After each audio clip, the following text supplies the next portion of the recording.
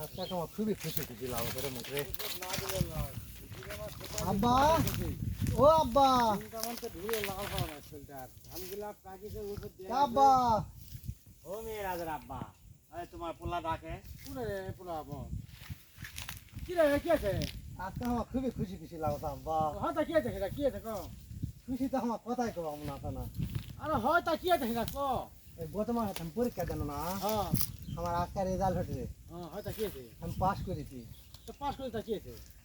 তো পাস করলে কালা তুমি কি করছেন মনে নাই তোমার? আমি পাস করেছি, পাস করার পর তুমি বিয়া দিবা কারণ নেই, তো এখন আমার বিয়ার ব্যবস্থা করো।